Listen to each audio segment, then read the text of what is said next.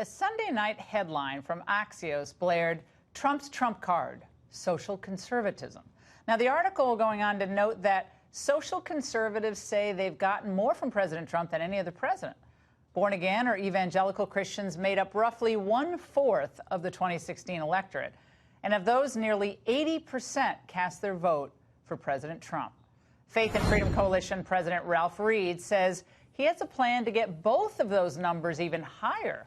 He joins us now exclusively. Ralph, great to see you. The percentage of the electorate made up of evangelicals is already pretty substantial. So how do you turn out more faith-based voters than before? Well, the first thing you do is you grow the pie, Laura, and we estimate that there's roughly, even with those huge numbers, and they were impressive. Trump got the largest share of this vote of anybody in the history of modern exit polling.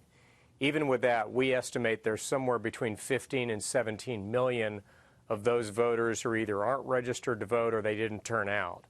So our plan is to register, grow the pie, register 1 million to 2 million of these faith-based voters. And that's a big deal because, remember, Trump won the presidency by a combined total of about 80,000 votes spread out over 3 states.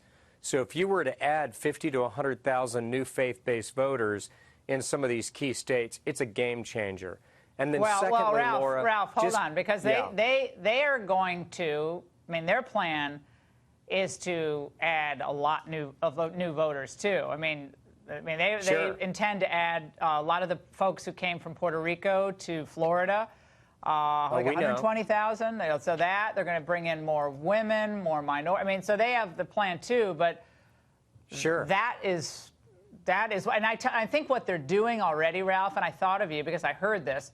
This guy Cecil from Priorities USA, he called out evangelicals on MSNBC last week, and you. Again, the same kind of stuff they do to me, they tried to do to you. Let's watch.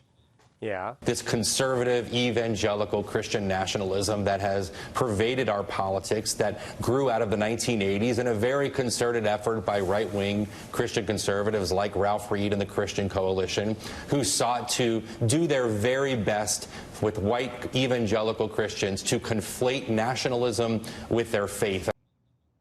You see what's going on here? Do you see how they're trying to tar people? I'm always looking out for you, Ralph. So look, I had to play that for you. That's funny, Laura, because I actually went to the Mount where Jesus is reported to have delivered the Sermon on the Mount, and Guy and I read scripture verses together, and he never said anything to me about that. And I've actually worked in the minority community for decades, mobilizing African Americans and Hispanics who share my faith and share my values. And I think that if the left thinks that we're going to concede the Hispanic community and the African American community to them, particularly in the pews in 2020, they're in for a big wake-up call. We're going to be doing a lot in those communities as well.